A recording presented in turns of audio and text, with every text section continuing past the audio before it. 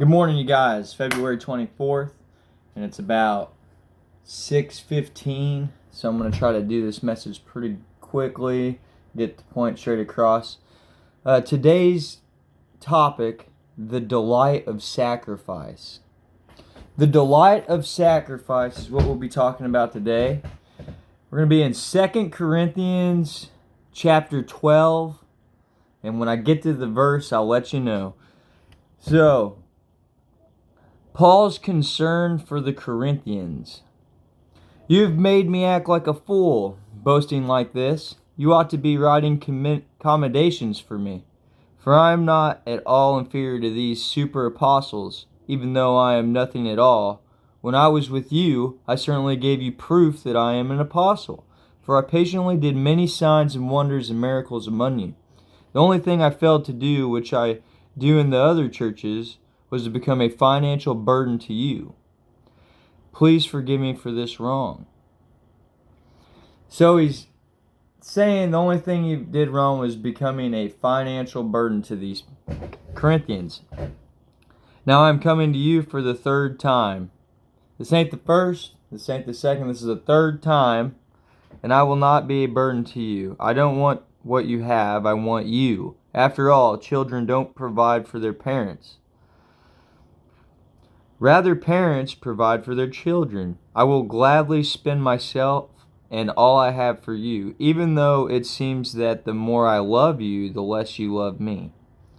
See, now he's loving them as a child, but sometimes the parents don't love the child, but they do.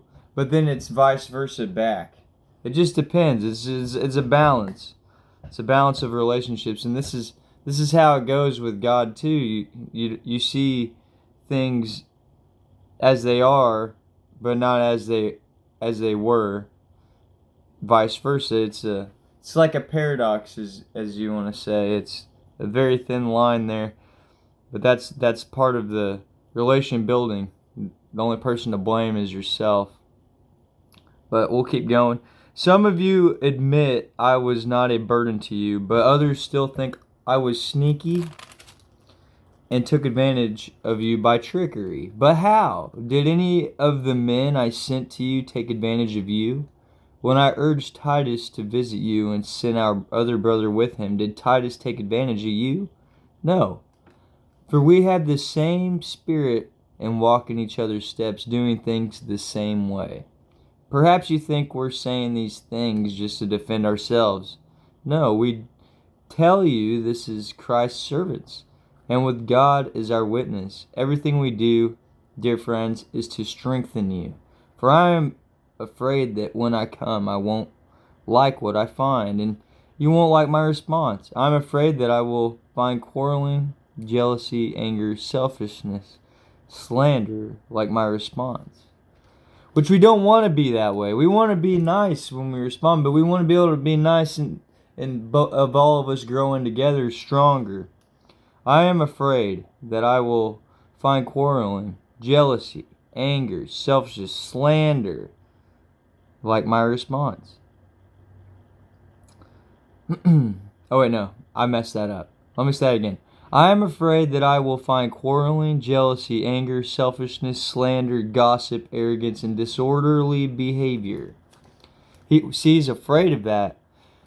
Now, we should all be afraid of that. We should want to stay away from that, because that's not how you want to build a relationship. You want to build your relationships on strong foundations of love. If you get what I'm saying here, it's important because you know that person can always trust you, and they can always treat you back with love because that's all you've given them. So your cup is going to overflow. You want to overflow. And I will be grieved because many of you have not given up your old sins. You have not repented of your impurity, sexual immorality, and eagerness for lustful pleasure. So, I'm going to read some things here. I'm going to go back. So we started at verse 11. 2 Corinthians chapter 12, verse 11. Paul was not merely revealing his feelings. He was defending his authority as an apostle of Jesus Christ. Paul was hurt that the church in Corinth doubted that and questioned him, so he defended himself for the cause of the good news, not to satisfy his ego. When you are put on trial, do you think only about saving your reputation, or are you more concerned about what people will think about Christ? Paul explained that the only thing he did in the other churches that he didn't do in Corinth was to become a burden, to ask the believers to feed and house him.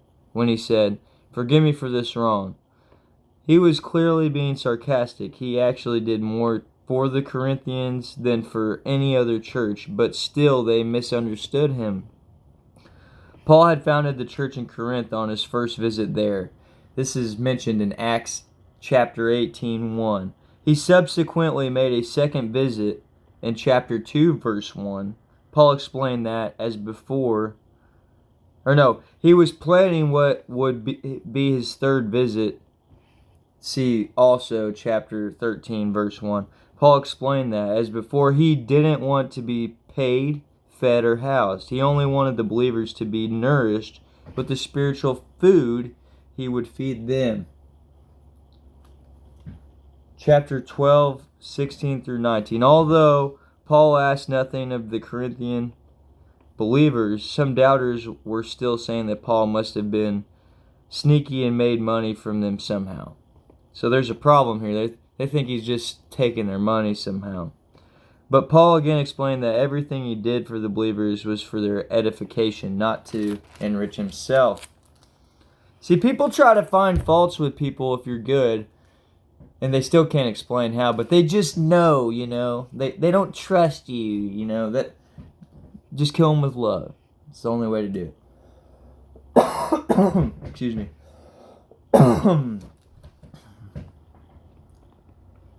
After reading, don't kill them with love. You don't have to kill somebody. Let me say this again. Just give them love and kindness and patience. That's all people want, I've read what love is. It's in chapter 13, verse 4 through 8. I'll read it again here soon. After reading this catalog of sins, it is hard to believe that these are the people that Paul said possessed great gifts and excelled as leaders.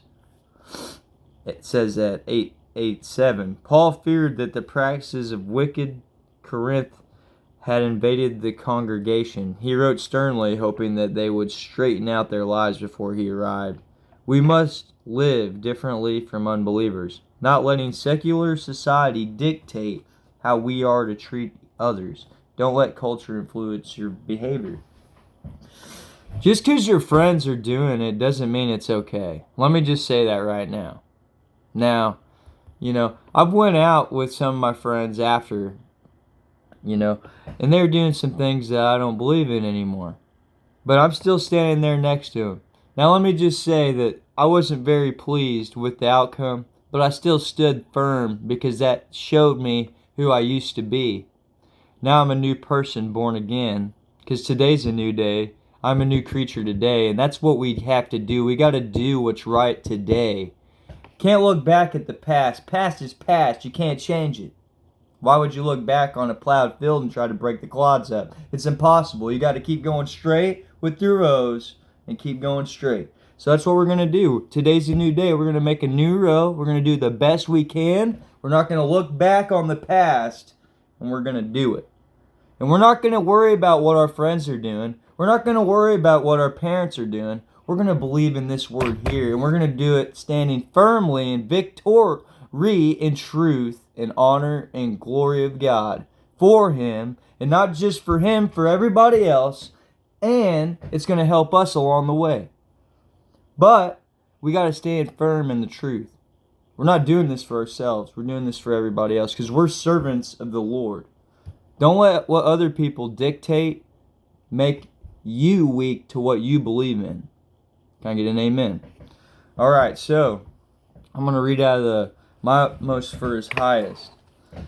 When the Spirit of God is shed abroad, the love of God in our hearts, we begin deliberately to identify ourselves with Jesus Christ's interests in other people. And Jesus Christ is interested in every kind of man there is. We have no right in Christian work to be guided by our affinities. This is one of the biggest tests of our relationship to Jesus Christ.